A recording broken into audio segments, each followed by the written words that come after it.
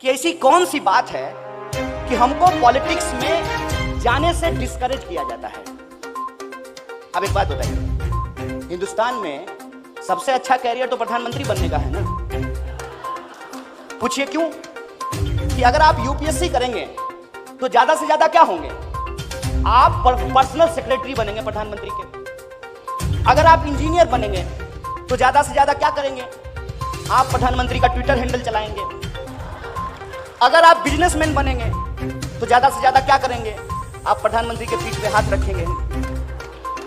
तो जब पॉलिटिक्स में इतना अच्छा कैरियर है तो पॉलिटिक्स में लोगों को डिस्करेज क्यों किया जाता है? अब इस पॉइंट को समझिए। आप में से बहुत सारे लोग क्रिकेट को देखते होंगे, वैसे भी देखिएगा क्योंकि आजकल हिंदुस्तान की पॉलिटिक्स क्रिकेट से ही डिसाइड होती है। लेकिन आप में से बहुत सारे लोगों ने जब क्रिकेट खेलना शुरू किया होगा तो यह नहीं सोचा होगा कि आप सचिन तेंदुलकर बन जाएंगे। लेकिन फिर भी आप क्रिकेट को लेकर के तो नहीं कहते हैं कि मैं ए क्रिकेट हूं, जैसे आप ए पॉलिटिकल कहते हैं। आप क्रिकेट देखते हैं, आप क्रिकेट खेलते हैं और आपको यह भी मालूम है कि क्रिकेट सबके लिए कैरियर नहीं हो सकता है, फिर भी आप उसके को लेकर के नेगेटिव नहीं है। लेकिन पॉलिटिक्स को लेकर के क्यों है? अब एक बात आप यहां समझ जाइए कि स्टेट के ओरिजिन को लेकर के जो डिवाइन थ्योरी है, यदि आप उसमें बिलीव नहीं करते हैं तब आपको समझना पड़ेगा कि इस पॉलिटिकल प्रोसेस को किस तरीके से डिस्टर्ब किया गया है। जैसे आप बस से जा रहे हो और कोई लड़का किसी लड़की को छेड़ रहा हो, अगर आप उसका विरोध खड़ा होकर के करेंगे तो छेड़ने वाला कहेगा नेता बनते हो, बहुत नेता बन रहे हो। अगर आपकी माँ आपके साथ है तो आपकी माँ आपको कहेगी तुमको क्या मतलब है, तुम्हारी बहन थोड़ी है। अब हिपोक्रेसी समझिए सोसाइटी की। सुबह जब आप स्कूल गए होंगे तो जो असेंबली हुआ होगा, जो प्रार्थना हुई होगी, उसमें आपको एक ओथ दिलवाया गया होगा, हम सब भारतीय हैं, हम सब भारतीय आपस में भाई बहन हैं, और आपस में जो भाई बहन हैं उनकी रक्षा के लिए आप खड़े हो जाइए। तो आपकी माँ ही कहेगी कि नेता बन रहे हो। अब ये समझ में नहीं आता है कि ऐसा क्यों है। इसको समझिए कि जिस पॉलिटिकल सिस्टम में हम लोग रह रहे हैं उसको डेमोक्रेसी कहते हैं। अब यहाँ एक इंटरेस्टिंग बात समझना है। आप सारे लोग स्टूडेंट हैं, कुछ दिन के बाद आप जॉब लेने के लिए अपना सीवी बनाइएगा, तो सीवी किसी का देखिएगा ना तो ऐसा लगेगा कि आप पॉजिटिविटी से नहा लिए हैं। वो इंसान चाहे जैसा भी हो, लेकिन उस सीवी में इतनी पॉजिटिविटी होती है, इतनी मिठास होती है कि आपको पढ़ करके डायबिटीज भी हो सकता है। उसमें एक और कॉलम होता है, एक कॉलम होता है what is negative about you. ये जो what is negative about you होता है उसमें भी जो लोग लिखता है वो भी पॉजिटिव बात ही लिखता है। इंडियन सोसाइटी की हिपोक्रेसी यहीं पे समझ में आती है। और मैं भारत को ब्लेम नहीं कर रहा हूं, मैं अपनी सोसाइटी के ऊपर सवाल इसलिए खड़ा करता हूं क्योंकि डेमोक्रेसी को जिंदा रखने के लिए सवाल पूछना बहुत जरूरी होता है। हम ये क्लेम करते हैं, जो कि फैक्ट भी है, कि हम दुनिया के सबसे यंग नेशन हैं और दुनिया की सबसे लार्जेस्ट डेमोक्रेसी है। और इस लार्जेस्ट डेमोक्रेसी में जो हमारा इलेक्टोरल प्रोसेस है, ऑल्दो वो इलेक्टोरल प्रोसेस बहुत खतरनाक है, first past the post system.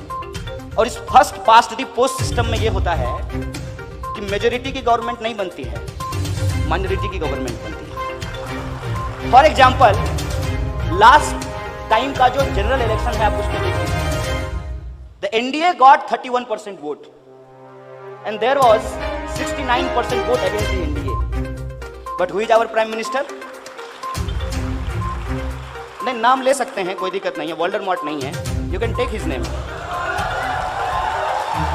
मैं ये कह रहा हूं कि ये जो इलेक्टोरल प्रोसेस है, इस प्रोसेस के अलावे कोई भी डेमोक्रेसी को सोसाइटी के डिफरेंट स्फीयर में समझने के लिए तैयार है। Democracy is not just about casting your vote. और आप देखेंगे कभी इलेक्शन आया है, रेडियो मिर्ची पे, रेड एफएम पे, एफएम गोल्ड पे, टेलीविजन पे, अखबार में, सब जगह करोड़ों रुपए का बजट बनाया जाएगा इलेक्शन कमीशन के द्वारा। आपको इनकरेज किया जाएगा कि आप वोट दीजिए, आप 5 साल में एक बार वोट दे दीजिए, लेकिन बाकी साल आप पॉलिटिकल मत रहिए, ये आपको समझाया जाएगा। अगर हम किसी को वोट देंगे तो उसको वोट देने का बेसिस क्या होगा? क्या हमको उस पार्टी की आइडियोलॉजी के बारे में बताया जाता है? वो पार्टी यदि सरकार में रही है तो उसने क्या काम किया है उसके बारे में बताया जाता है? क्या इस देश में सबसे इंपॉर्टेंट चीज जो है इलेक्शन का, किसी भी पार्टी का मैनिफेस्टो, उस पर कोई डिस्कशन होता है? और यदि हम सबसे दुनिया के यंगेस्ट नेशन हैं, किसी भी पॉलिटिकल पार्टी के द्वारा आपने कभी यूथ चार्टर या यूथ मैनिफेस्टो प्रोड्यूस करते हुए देखा है? क्यों नहीं देखा है? अब ये इंटरेस्टिंग बात है। आपको मालूम है कि सचिन तेंदुलकर बहुत अच्छा प्लेयर है, लेकिन सचिन तेंदुलकर रिटायर हो गए ना, उनकी जगह पे कौन आए हैं? विराट कोहली। विराट कोहली के चचा तो नहीं है सचिन तेंदुलकर, मौसा भी नहीं है, फूफा भी नहीं है। तो क्रिकेट में एक नया आदमी, थोड़ा बहुत लेन देन वहां भी चलता है, उस बात को हम नहीं डिनाई कर रहे हैं, लेकिन फिर भी यदि आप अच्छे क्रिकेटर हैं तो आपको क्रिकेट में एंट्री हो सकती है। सिनेमा में भी, अब देखिए अभिषेक बच्चन अमिताभ बच्चन की तरह हो पाया क्या? नहीं हो पाया ना। उनसे ज्यादा अच्छा एक्टर कौन हो गया? नवाजुद्दीन सिद्दीकी। और नवाजुद्दीन सिद्दीकी जो है, उसके पिताजी सिनेमा में नहीं थे, उसके पिताजी वो बिग बी नहीं थे। अब पॉइंट ये है कि पॉलिटिक्स में आप में से कोई भी यह बात सोच पाता है क्या कि नए लोगों को एंट्री होगी? इसीलिए पॉलिटिक्स एक ऐसा सिस्टम बन गया है जिसमें आप सिर्फ और सिर्फ वोटर हैं, आप पॉलिसी मेकर नहीं हो सकते। और ये जो पॉलिटिक्स का क्राइसिस है, उसको हमको समझना पड़ेगा कि ये क्यों है। ये इसलिए है कि इस पार्टिसिपेटरी डेमोक्रेसी को प्रोसीजरल डेमोक्रेसी में कन्वर्ट कर देने की एक कॉन्स्पिरेसी चल रही है। और ये जो प्रोसीजरल डेमोक्रेसी है, उसमें हम सिर्फ और सिर्फ वोट करेंगे, हम सरकार से सवाल नहीं पूछ सकते हैं, हम सिर्फ और सिर्फ पॉलिटिकल पार्टी की रैलियों में जाएंगे, हम पॉलिसी फ्रेमवर्क नहीं कर सकते हैं, हम नेताजी के लिए इनकलाब जिंदाबाद लगाएंगे, लेकिन हम पार्लियामेंट में नहीं खड़ा हो सकते हैं। ये हमारे वक्त का पॉलिटिकल क्राइसिस है। सो आई टोल्ड यू कि यूथ होने का क्या मतलब है। यूथ होने का मतलब यह है कि आपको आपके आसपास में जो चीजें घट रही है उससे आपको फर्क पड़ना चाहिए। और जब आपको फर्क पड़ता है तो आपको अपने जैसे लोगों से बातचीत करना चाहिए। That is the communication, the basic point of democracy. और दूसरा, जब हमारे जैसे लोग हमको मिलना शुरू हो जाएं तो हमको उनके साथ कोलैबोरेट करना चाहिए। एंड थर्ड थिंग, कि जितने भी so called quote and quote truth हैं, उस ट्रुथ को हमको चैलेंज करना चाहिए, क्योंकि नॉलेज का मतलब होता है the process of learning and unlearning. Learning और अनलर्निंग का जो ये प्रोसेस है, इस प्रोसेस में आपको समझ में आएगा कि हिंदुस्तान, भारत सिर्फ और सिर्फ दिल्ली में नहीं बसती है, त्रिवेंद्रम में भी है भारत, नॉर्थ ईस्ट में भी है भारत, कश्मीर में भी है भारत, और कन्याकुमारी में भी है भारत।